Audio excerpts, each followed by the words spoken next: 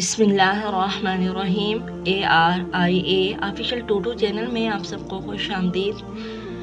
آئیے دیکھتے ہیں آپ صلی اللہ علیہ وآلہ وسلم کی احادیث کی طرف۔ قربانی کی مقبولیت۔ فرمان مصطفیٰ صلی اللہ علیہ وآلہ وسلم، انسان بقرہ عید کے دن کوئی ایسی نیکی نہیں کرتا جو اللہ عز و جل کو خون بہانے سے زیادہ پیاری ہو۔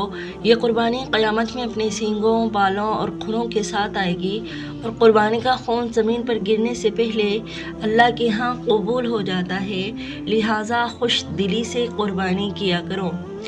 حدیث نبوی صلی اللہ علیہ وآلہ وسلم، نبی کریم صلی اللہ علیہ وآلہ وسلم نے فرمایا، جس شخص میں وسعت ہو اور وہ قربانی نہ کرے تو وہ ہماری عید گاہ کے قریب نہ آئے۔